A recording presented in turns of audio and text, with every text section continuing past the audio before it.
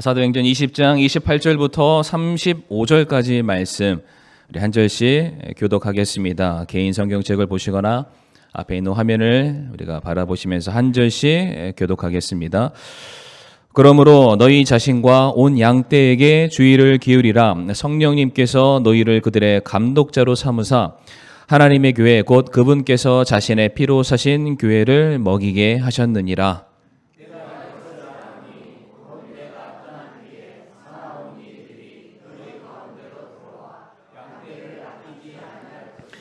또 너희 중에서도 제자들을 끌어내어 자기들을 따르게 하려고 왜곡된 것들을 말하는 사람들이 일어나리라.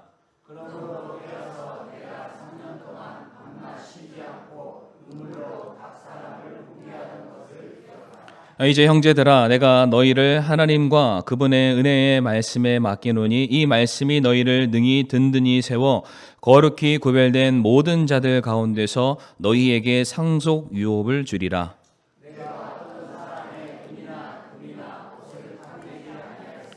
참으로 너희가 알거니와 내가 이 손으로 나의 필요한 것들을 마련하였고 또 나와 함께한 자들을 섬겼노라. 내가 너희에게 모든 것을 보여주되 곧 너희가 마땅히 이렇게 수고하여 약한 자들을 지원하고 또 주 예수님께서 말씀하신 것 즉 주는 것이 받는 것보다 더 복되도다 하신 그분의 말씀을 기억하게 하였느니라. 아멘. 하나님 아버지 감사합니다. 이 귀한 예배의 시간, 하나님의 말씀이 선포되는 이 시간을 주님의 손에 맡겨드리옵니다. 친히 역사하여 주시옵소서. 예수님의 이름으로 기도를 드립니다. 아멘. 자리에 앉으시겠습니다. 오늘 사도행전 20장 28절부터 35절까지 말씀을 통해서 주의를 기울이라 라는 제목으로 우리가 한 세 가지 정도를 좀 나눠보기를 원하는데요. 지난 시간 우리들은 사도 바울이 에베소가 아니라 예루살렘을 선택해서 그가 떠나게 된 이유에 대해서 함께 말씀을 나누게 됐습니다. 기억나십니까? 사도 바울은 자신이 대접을 받는 곳이 아니라 자신이 섬겨야 할 곳을 선택했습니다. 사도 바울은 자신이 사랑받는 곳이 아니라 자기가 사랑해야 할 곳을 선택하게 되었고요. 사도 바울은 자신을 인정해 주는 곳이 아니라 자신의 인정과 돌봄이 필요한 곳을 선택해서 떠나게 됐습니다. 이렇게 바울은 호의와 친절이 있는 곳이 아니라 결박과 환란이 도사리는 예루살렘을 선택하였고 그곳을 향해서 정말로 죽기를 각오한 그의 인생의 마지막 여정을 떠나게 되는데 바로 그 시점에 사도 바울이 먼저 그가 불렀던 에베소 교회의 장로들을 향해서 한 가지 당부의 말을 전해주게 되는데요. 이것은 거의 유언에 가까운 메시지라고 할 수가 있습니다. 왜 그렇습니까? 이미 바울이 에베소 교회 장로들에게 말하기를 내가 가게 되면은 다시는 너희를 못 만날 수도 있다라고 전제했기 때문입니다.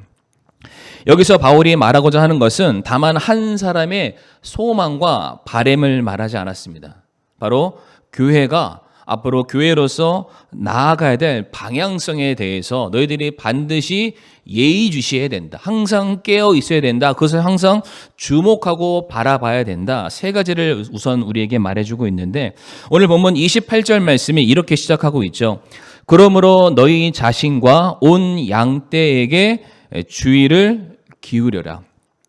성도님들, 그러므로라는 단어로 시작을 하고 있는데 이 말은 이미 앞서서 말했던 그 내용에 대한 결과, 목적을 내가 너희에게 말하고자 한다라는 그런 의미가 되겠죠.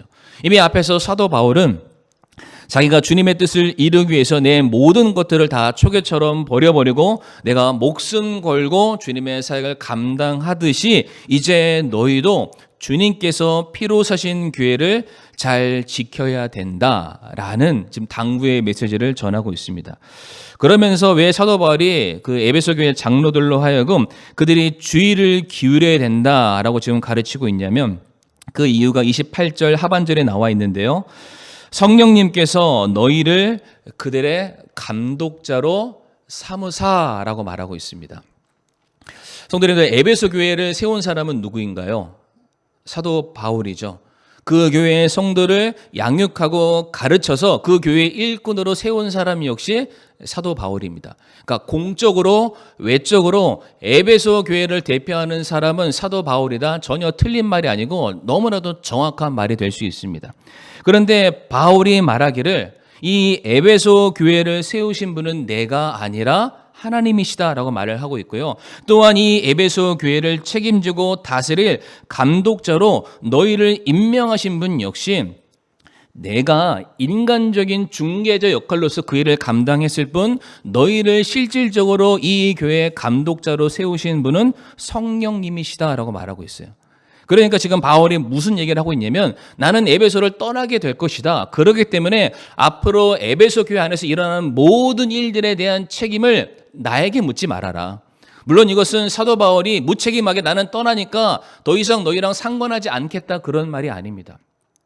나는 내 역할과 내 직분을 다 감당하고 떠나게 되고 이제 그 모든 일들에 대한 책임과 관리와 헌신은 이제 내 손을 떠나서 너희들에게 주어졌다. 너희 책임이다. 너희가 교회를 온전하게 잘 관리, 감독해야 된다. 마치 오늘 본문을 위해서 준비된 뉴스 같습니다. 이게 최근에 굉장히 뉴스거리로 화제되고 있는 내용들이 있죠. 이 대한민국 축구 국가대표 감독직에 대한 뉴스가 굉장히 많이 나오고 있습니다. 결론적으로만 보면 성과만 보면은요 아시안컵에서 대한민국이 4강까지 올라가는 기염을 토해냈습니다. 그러니까 물론 우리는 항상 대한민국이 1등 할 거다라고 생각을 하지만 우리 경기를 보신 분들은 아실 거예요. 객관적인 전력을 보건대 1등까지는 아닌 것 같습니다. 그러나 저는 대한민국을 사랑하고 좋아합니다. 제가 평가절하는 건 절대 아니니까 오해 마시길 바라고요.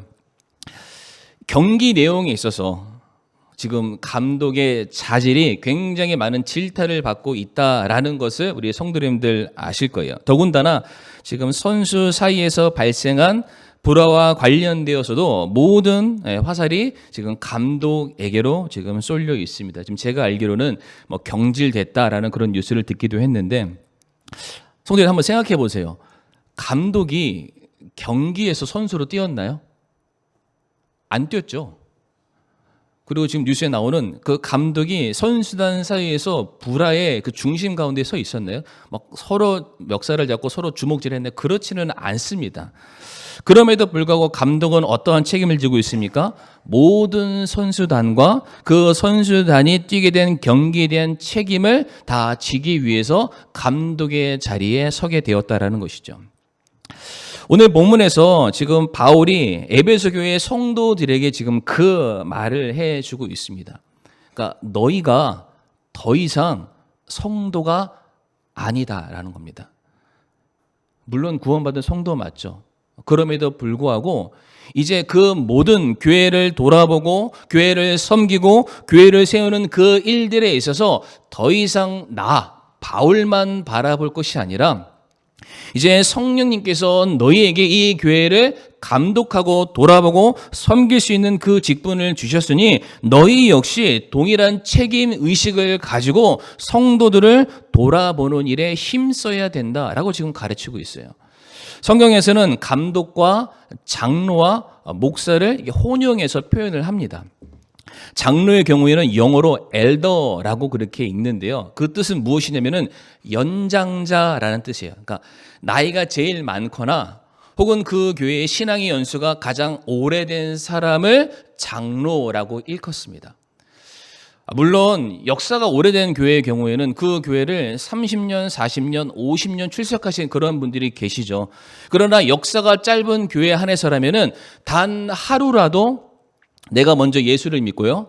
내가 단 하루라도 교회에 헌신된 일꾼으로 그 교회에 더해지게 되었다면 그 사람은 뭐라고 불림받을 수 있나요? 장로입니다. 그러니까 그 신앙의 연수에 있어서 물론 상대적인 것이긴 하다만 분명한 것은 내가 주님을 먼저 믿음으로 말미암아 교회에 더해지게 되었고요. 주님께서 미천하고 부족한 나를 주님의 교회를 세우는 일꾼으로서 남들보다 먼저 나를 불러 세우시게 되었다면 나는 그 교회를 치리하고 감독하는 책임이 있는 감독이요 장로라고 불림을 얼마든지 받을 수 있다라는 것이죠. 오늘 본문에서 사도 바울이 지금 그것을 강조해서 가르치고 있습니다. 너희가 결단코 그냥 교회만 왔다 갔다 하는 그와 같은 성도로서만의 삶을 살아서는 절대로 안 된다. 주의를 기울여야 된다. 너희 자신을 돌아봐야 된다. 너희들에게 주어져 있는 사명이 있음을 절대로 잊어서는 안 된다라고 말씀하고 계세요. 사랑하는 성도님들, 저는 이 반석교회를 섬기고 가르치고 말씀을 전해야 될 사명을 받은 담임 목사이기는 합니다. 그러니까 저에게도 이 교회에 대한 책임이 있습니다. 그러나 오늘 말씀 보게 되면 그 책임이 바울에게만 있었던 것이 아니라 하나님께서 에베소 교회에 먼저 된 모든 성도들을 불러서 너희에게도 책임이 있음을 잊지 말라, 이 말씀을 성도님들 동일하게 믿으시기를 바랍니다. 우리들에게도 공동의 책임이 있습니다. 감독이 잘해서 좋은 성과를 맺으면은 그것에 대한 칭찬과 보상이 있고, 그렇지 못하면은 그것에 대한 경질이 있는 것이 어떠한 특정한 사람에게만 있는 것이 아니라 오늘 말씀을 비롯해서 설명을 드리게 되면은 모든 구원받은 성도, 이제 우리는 구원받아서 장차 계속해서 많은 영혼들 주님께로 인도해야 될 사명을 다 부여받았잖아요. 그러면은 누군가 더해질 사람들이 우리를 바라봤을 때 우리는 다 장로입니다. 우리는 다 먼저 된 사람들입니다. 우리는 그들을 이끌어야 될 책임과 사명을 모두가 다 부여받은 사람들이라는 사실을 결코 잊지 마시길 바라요. 그래서 디모데전서 3장 15절 말씀에 이렇게 말씀하고 계시죠. 교회에 대한 하나님의 명확한 설명인데요. 이 집은, 교회를 말하죠, 살아계신 하나님의 교회요 진리의 기둥과 터니라 라고 말씀하고 계세요. 감독들이, 먼저 된 성도들이 관리하는 것은 단순한 건물을 청소하고 관리하는 것, 그것을 뛰어넘는 것임을 우리에게 말씀하고 계십니다. 교회는요, 건물이 아니라 살아계신 하나님의 교회다라고 말씀하고 계세요. 구원받은 성도들이 한 몸을 이루고 있는 그러한 놀라운 장소이기도 하고요, 내 말이 아니라 하나님의 생명의 말씀, 진리의 말씀이 선포되는 곳임을 말씀하고 계십니다. 모든 성도들이 이 죄악 많은 세상 가운데 이 등불을 밝히는 등대와 같은 역할을 감당해야 함을 말씀하고 계시고요, 이 교회가 무너지면은 세상이 다 무너질 수 있고 앞으로 구원받을 수 있는 모든 영혼들이 주님께로 더해지지 못할 수 있다라는 사명감과 책임 의식을 가지고 교회를 지켜야 된다. 그와 같은 말씀을, 그와 같은 사명을 우리들에게 주고 계십니다. 오늘 본문에서 사도 바울이 주의를 기울여라. 우리가 왜 주의를 기울여야 됩니까? 남의 일이 아니에요. 우리 모든 성도들에게 주어진 책임이자 사명이다. 내가 감독자다. 내가 클리스만인가요? 하여튼 내가 그러한 사명감을 가지고 우리 성도님들 깨어 있으시기를 부탁을 드리도록 하겠습니다. 두 번째 말씀드릴 것은 왜 우리가 깨어 있어야 되는가? 우리가 왜 깨어서 교회를 살펴봐야 되는가? 29절 말씀 보게 되면은 사도 바울이 이와 같은 일들을 주의하라라고 말씀하고 계시죠. 내가 이것을 아노니 곧 내가 떠난 뒤에 사나운 이리들이 너희 가운데로 들어와 양떼를 아끼지 않는다라고 말을 하고 있습니다. 여기서 등장하는 사나운 일이, 이것은 이단과 거짓 대언자들을 지칭하는 그러한 말이죠.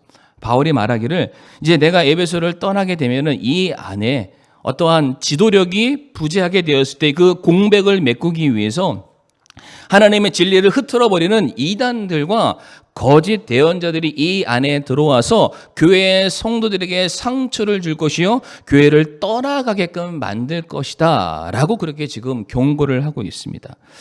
예레미야 23장 16절 말씀 보게 되면은 그 이단과 거짓 대언자들의 특징에 대해서 우리에게 분명하게 말씀해 주고 있는데요. 같이 한번 읽어 보실까요? 시작.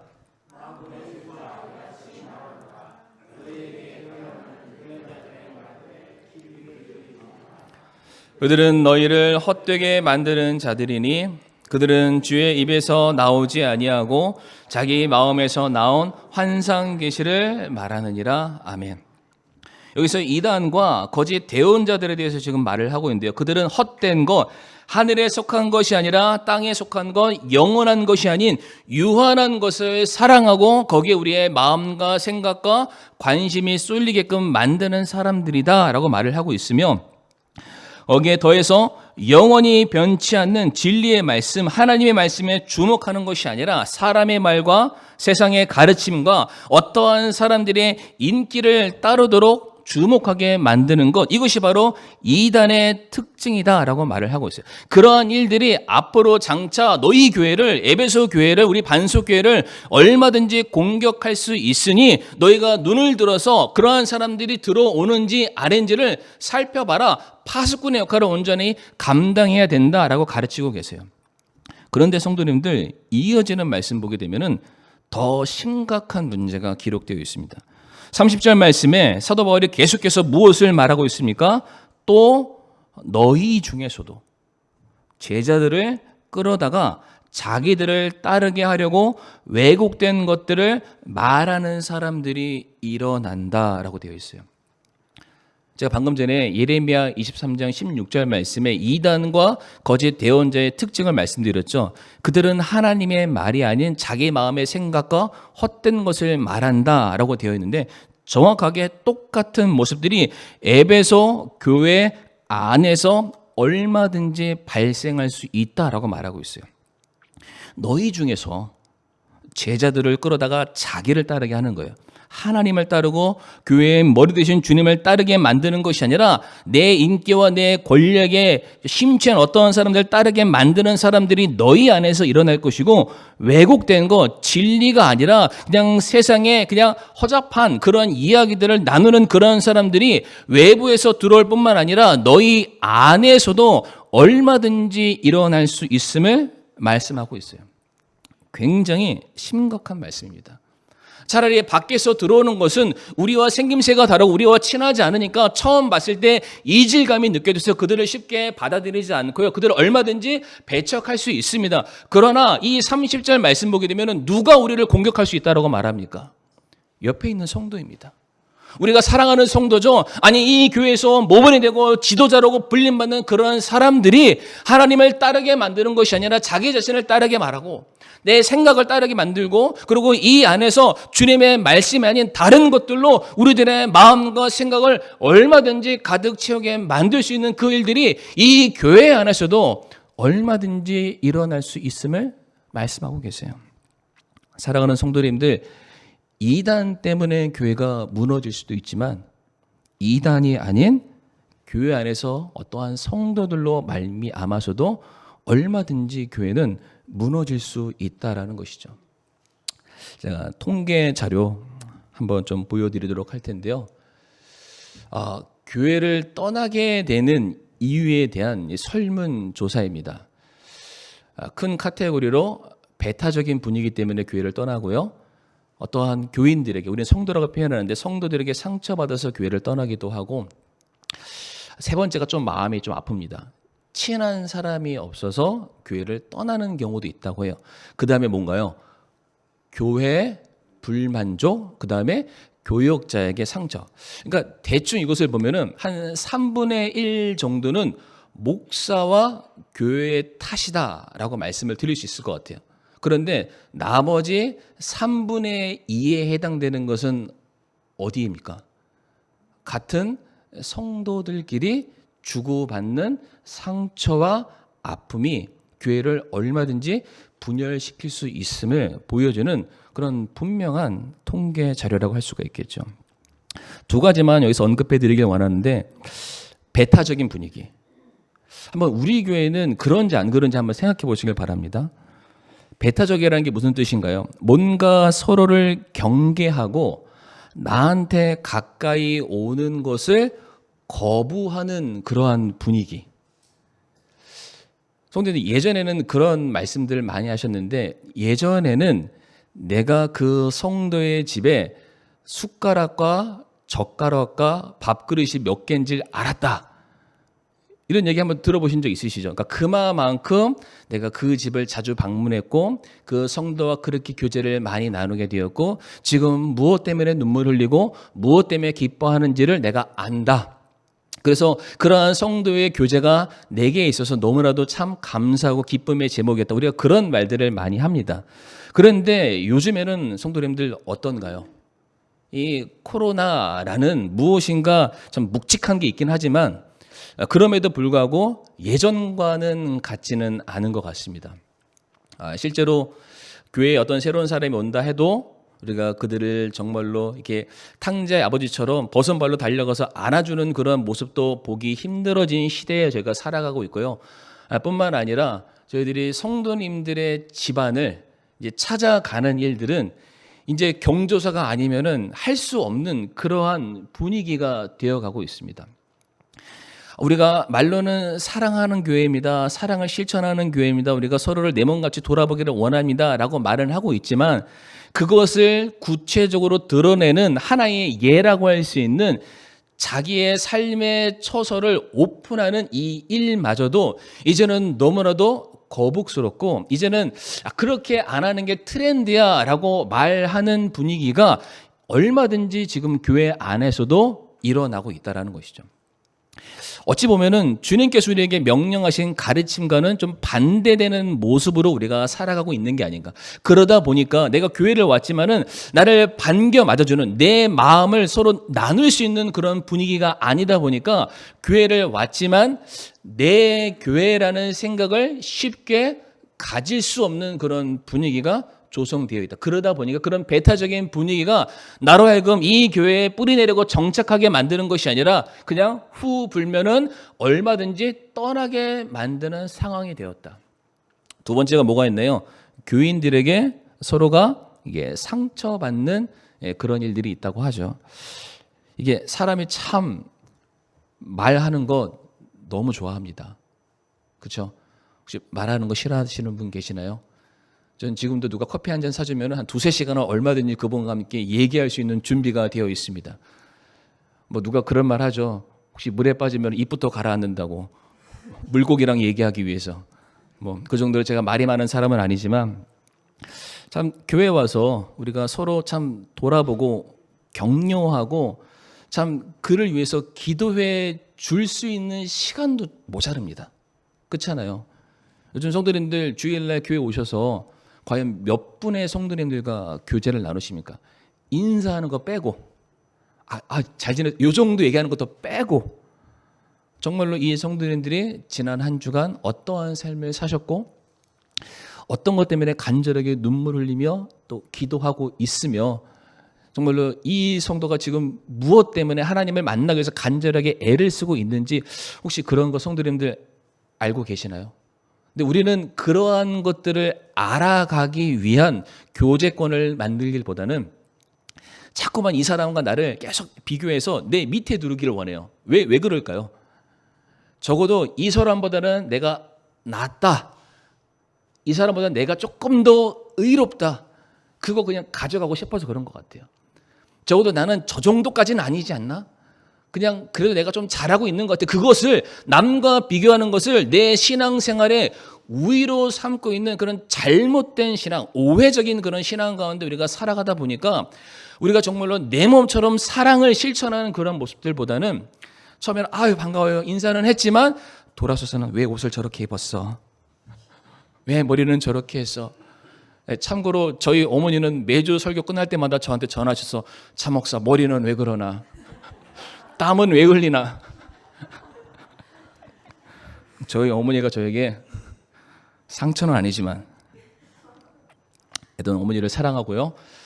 근데 그러한 분위기가 우리들에게 있지 않나.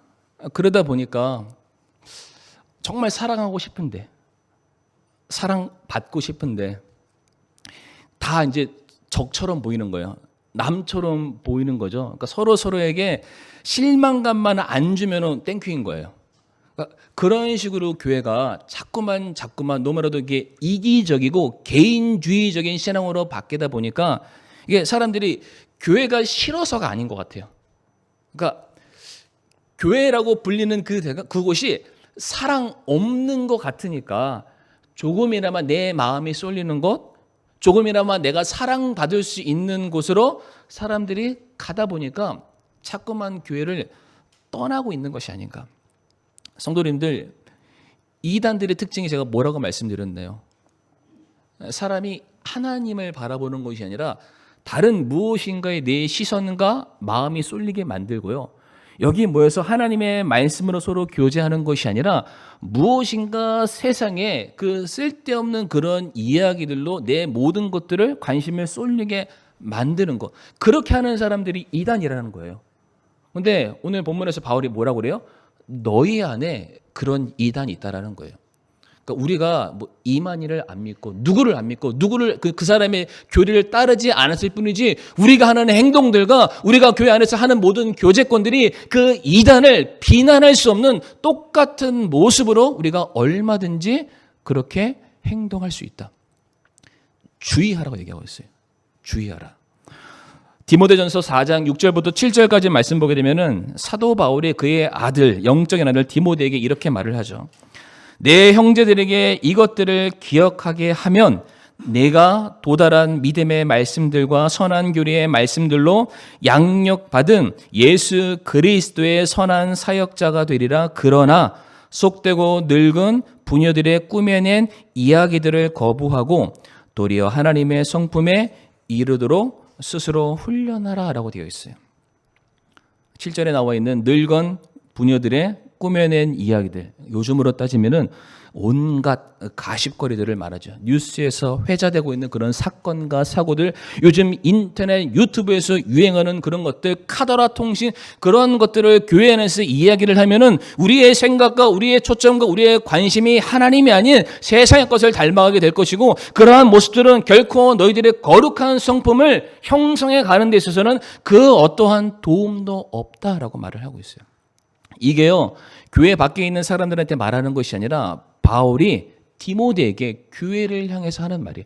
그때도 그랬고 지금도 그렇고 성도라고 불림받는 사람들이 교회에 모여서 주님의 이름을 높여드리는 그런 모습이 없다면 그곳은 사나운 이리가 와서 잡아먹게 될 것이다. 그래서 이 6절 말씀에 뭐라고 되어 있나요? 우리가 양육받아야 된다. 성도들, 양육받는다는 게 뭘까요? 뭔가를 계속해서 공급을 해야 된다는, 뭔가를 먹어야 된다라는 거예요. 근데 이것을 정확하게 오늘 본문 사도행전 20장 32절에서 뭐라고 되어 있습니까? 내가 은혜의 말씀께 너희를 맡긴다라고 되어 있죠. 우리가 뭘 먹어야 되나요? 무엇으로 교제해야 되나요? 우리가 함께 주님의 말씀을 나누고 우리가 묵상하고 깨닫고 감동받은 그 말씀으로 우리가 서로 풍성하게 나누게 될 때에 우리 안에 더 이상 주의를 기울일 필요가 없는 하나님의 엄청난 임재와 은혜가 충만하게 거한다라는 것이죠. 성도님들, 이것은 아멘으로 꼭 화답하시길 바랍니다. 최근에 제가 이것은 당사자인 우리 박진주 자매에게 허락을 받고 드리는 말씀입니다. 정확하게 한 3주 전이었나요? 제가 3층 다락에서 떨어진 유두고 설교를 했었을 때를 그때 말씀을 들었는데, 그때 제가 설교 서두에 뭐라고 말씀드렸냐면, 저는 설교를 준비할 때 성도님들을 통해 자복시키고 봉선동을 들끓게 만들고 대한민국을 뒤집어 엎을 그런 설교를 준비합니다. 기억나시죠? 그런 마음으로 준비를 하지만 결과는 제가 설교를 하면 다 주무십니다. 그래서 유두고가 떨어져 죽는데 중요한 건 나는 못 살리니까 주무시지 마세요. 아마 기억나실 겁니다. 근데 그때 설교를 하면서 우리의 신앙이 너무 유두고와 같다. 그러니까 떨어져 죽는 거죠. 그러니까 말씀을 듣는 그 자리에 우리가 가 있지만 너무나도 냉랭한 그런 마음을 가지고 있는, 그러니까 관심이 없는 거죠. 그래서 이제 그런 설교를 딱 끝나고 난 다음에 갑자기 이제 진주자매가 저한테 찾아와서 목사님 드릴 말씀이 있어요 이러는 거예요. 그래서 깜짝 놀랐어요. 드릴 말씀 어딜 가나? 막 무서웠는데 목사님 그렇게 무서워하실 필요는 없어요 이래요. 그래서 이제 오후 예배 마치고 난 다음에 저쪽 뒤쪽에 앉아서 이제 얘기를 하는데, 진주자매가 굉장히 쾌활하고 밝잖아요. 근데 이 눈에서 닭똥 같은 눈물을 뚝뚝 흘리면서 갑자기 그런 말을 하는 거예요. 예배를 드리는데 감동이 없대요. 말씀을 읽어야 될 부담감조차도 못 느끼면서 제가 살아가고 있어요. 이렇게 해서는 안 되는 거 아는데 그냥 매주 그렇게 지내는 내 모습을 보니까 목사님, 분명한 거는 이렇게 하면 안 된다는 건 제가 알 것 같아요. 그런데 제가 뭘 어떻게 해야 될지를 모르겠어요. 그 얘기 하더라고요. 근데 이게 우리 진주 자매만의 고민이었을까요? 우리 모두의 고민일 수 있습니다. 그러니까 우리는 세상에 잡다한 모든 것들에 대해서는 너무 관심이 많아요. 들끓는 열정이 있습니다. 정말 그거 목숨 걸고 붙들고 하는 그런 것들이 있죠. 그런데 정작 주를 위해서는, 주님을 알아가는 그 일들을 위해서는 어떠한 관심도 없어요. 먹기 위한, 말씀으로 내 안을 채우기 위한 그러한 애정조차도 우리 안에서 발견할 수가 없었죠. 그래서 이런저런 얘기를 막 나누다가 그냥 결론은 하나였어요. 그렇게 우리 진주 자매가 하나님과 어떤 그런 교제를 원하고 말씀을 통한 감동을 원한다면 말씀을 읽지 않고서는 그것을 일단은 얻을 수 있는 방법은 없다. 근데 물어봤더니 최근에는 또 말씀을 또 잘 못 읽었대요. 그러니까 그래, 일단 말씀부터 한번 붙들어 보자. 말씀부터 한번 읽어보자. 이제 그렇게 딱 제가 부탁을 했어요. 그리고 이제 속으로 기도했죠. 하나님, 진주자매의 그 마음이 이게 안 변했으면 좋겠어요. 하나님 정말로 그렇게 간절하게 만나고 정말로 하나님을 사랑했던 그 첫사랑이 그 마음속에서 꺼지지 않았으면 좋겠어요. 이제 그렇게 이제 기도하고 다음 주가 됐습니다. 저는 무슨 뭘 기대하지 않았어요. 그냥 본인이 선택하는 거잖아요. 본인이 읽는 거잖아요. 그냥 그렇게 하고 알아서 잘하겠지. 근데 다음 주가 딱 됐는데 저한테 오자마자 딱 한마디 하는 거예요. 목사님, 저 마태복음 다 읽었어요. 그 다음에 마가복음 또 읽고 있어요. 이게 뭘까요? 그러니까 불과 한 주 전만 해도 말씀에 대해서, 하나님의 알아가는 것에 대해서 전혀 관심이 없었던 한 성도가 드디어 말씀을 붙들기 시작하고 그것을 내 양식으로 삼아서 성령님을 통해서 양육받기 시작하니까 그 입에서 나오는 말의 주제가 달라졌어요. 말씀을 읽으니까 이해가 되더라. 물론 안 되는 것도 있지만 계속해서 가까이 하고자 하는. 우리 성도님들에게는 어떻습니까? 성도님들의 마음을 한번 주의 기울여 한번 살펴보시길 바랍니다. 과연 나에게는 그만큼의 주님을 향한 애정이 여전히 넘쳐나고 있는지, 첫사랑이 변하지 않고 내 마음속에 여전히 자리 잡고 있는지. 만약에 그게 아니라면은 그러니까 우리 안에도 그 사나운 이리와 거짓 대언자가 우리의 모든 몸과 마음을 지금 빼앗아가고 있는 그런 중인지도 모르겠습니다. 성도님, 이 말씀 아시죠? 두세 사람이 내 이름으로 모인 곳에는 나도 그들 가운데 함께 있다라고 말씀하시죠. 그러니까 적어도 교회라는 곳, 주님을 사랑하는 성도들이 모인 이 교회에서는 예수님의 이름만을 외치는 곳이 아니라 이제 예수님께서 우리를 위해서 하신 일, 그리고 우리를 통해서 하실 일, 장차 예수님께서 우리 가운데 행하실 일들을 우리가 모일 때마다 함께 나눠야 되지 않겠습니까? 저는 우리의 교제들이, 우리 성도들이 나누는 그 모든 이야기들이 주님의 다시 오심을 소망하면서 그때 내가 어떠한 저로 설까를 서로 교제하며 격려하며 함께 기도하는 모습이 우리 반석교회 안에 넘쳐나기를 간절히 바랍니다. 마지막 세 번째로, 이건 짧게 말씀드리겠습니다. 왜 우리가 주의를 기울여야 되는가? 분명한 사실은 주님께서 그 모든 것에 대해서 물으시는 때가 오기 때문입니다. 오늘 본문 31절 말씀에 바울이 이렇게 말하죠. 그러므로 깨어서 내가 3년 동안 밤낮 쉬지 않고 눈물로 각 사람을 훈계하던 것을 기억하라. 에베소 교회 성도들이 늦잠을 잤기 때문에 깨웠던 게 아닙니다. 무엇인가 그들이 영적으로 둔감해져 있는 상황인 거예요. 어딘가에 마음을 쏟지 않고 지금 무엇인가 긴박하게 흘러가고 있는데 그것을 캐치하지 못하고 너무나도 느긋하고 안일하게 살아가고 있으니까 바울이 3년 동안 계속해서 강조하는 거예요. 너희들 정신 차려야 된다. 이렇게 살아서는 안 된다. 깨어 있어야 된다. 근데 여기서 깨어서라는 이 말이 정확하게 똑같은 단어가 쓰인 말씀이 여러 곳에 있는데 대표적으로 누가복음 12장 말씀 보겠습니다. 누가복음 12장 37절 말씀에 같이 한번 읽어보실까요? 시작. 주인이 와서 그 종들이 깨어있는 것을 보면 그 종들은 복이 있도다. 진실로 내가 너희에게 이르노니 주인이 허리를 띠고 그 종들을 음식 앞에 앉히고 나와 그들을 섬기리라. 아멘. 주인이 종을 섬긴대요. 주인이. 말이 안 되잖아요. 그런데 왜 주인이 종을 섬길까요? 주인이 자기 집에 속한 모든 것들을 종에게 맡기고 나갔다가 다시 돌아온 거예요. 이것은 주님의 재림을 의미하기도 하는데 돌아왔을 때 이 종으로 말미암아 주인이 맡겼던 모든 식솔들이 영적으로 건강하게 자라남과 동시에 맡겼던 모든 것들이 2배, 3배, 10배에 늘어나는 엄청난 배가의 축복이 있음을 보니까 주인이 그러는 거예요. 잘하였다. 나의 충성된 종아, 내가 너에게 더 큰 것을 맡길 것이고 내가 친히 네 앞에 상을 베풀리라. 근데 제가 이 다음 구절은 안 올렸어요. 반대되는 것도 있겠죠. 반대되는 거. 맡겼는데 감춰두는 사람이 있는 거예요. 안 쓰는 사람이 있다라는 거예요. 오히려 내 맡겨진 그 식솔들을 굶주려서 죽게 만드는 사람이 있다라는 것이죠. 아니 자기가 종된 직분을 망각하고 그 집을 떠나버려서 그 돈을 가지고 자기 마음대로 허랑방탕하게 살아가는 그런 사람들이 있다는 것이죠.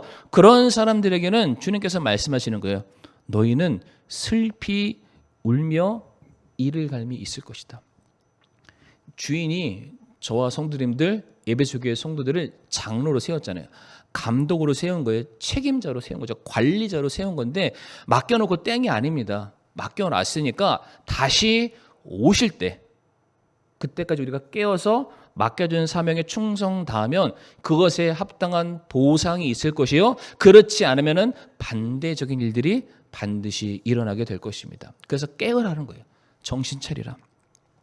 히브리서 13장 17절 말씀에 너희를 다스리는 자들에게 순종하고 복종하라. 그들은 마치 자기가 회개에 보고할 자인 것 같이 너희 혼을 위해 깨어 있나니 그들이 기쁨으로 그것을 하게 하고 근심하게 하지 말라. 그것은 너희에게 유익을 주지 못하느니라. 성도님들, 이 말씀은 섬기는 자를 더 잘 섬겨라 그런 말이 아니라 왜 우리가 섬기는 자들에 대해서 우리가 도와줘야 되느냐. 그들은 그들을 세우신 주인 앞에 무엇인가 회개에 보고할 것이 있는 자처럼 충성을 다한다라는 거예요. 그러니까 이 감독자라는 사람은 그 위에 상전이 없는 것이 아니라 그를 세운 사람을 위해서 내게 맡겨진 사명을 충성되이 감당하고 있으니 너희도 그 일에 무관된 사람이 아니다. 너희도 관심을 두고 그 일에 함께 동참해야 된다. 왜? 그 일에 대한 책임이 너희에게도 전달될 것이기 때문이다. 구원받은 성도는 그 누구도 하나님의 부르심과 세우심 앞에 자유한 사람 없습니다. 로마서 14장 10절 말씀에 뭐라고 되어 있습니까? 그런데 내가 어찌하여 내 형제를 판단하느냐? 어찌하여 내 형제를 무시하느냐? 우리가 다 목사만 아닙니다. 선교사만 아닙니다. 우리가 다 내 옆에 있는 형제들을 어떻게 섬기고 어떻게 세우고 어떻게 그들을 사랑으로 돌봤는지에 대해서 모든 구원받은 성도들은 그리스도의 심판석 앞에 서서 우리가 충성된 종이었는지 불의한 종이었는지 경질받을 감독인지 아니면은 나라의 영웅이 되는 그런 감독으로 우리가 칭호를 받게 되지. 그 모든 일들이 다 일어나게 될 것이다. 그렇기 때문에 주의하여 기울이라 말씀하고 계십니다.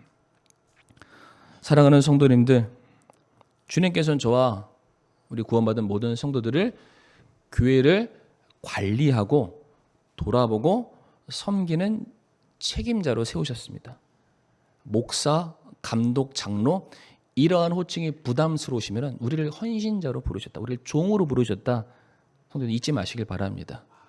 그리고 그런 우리가 해야 될 것은 정말로 우리들의 혹여나 마음에 주님을 사랑하는 그런 마음, 그런 열정들이 식어지고 있는 것은 아닌지 나 자신도 돌아볼 뿐만 아니라 우리 주변에 있는 성도 함께 모여서 주님의 이름으로 그들을 격려하고 세우는 그 일에 우리가 힘써야 되지 않겠습니까? 왜 그렇게 될까요? 그 모든 것들을 분명히 물으실 그 날이 이제 얼마 남지 않았기 때문입니다. 이 시간 다 같이 머리 숙여 우리가 기도할 때에 우리가 이 시간 주의를 기울여야 될 게 무엇인가?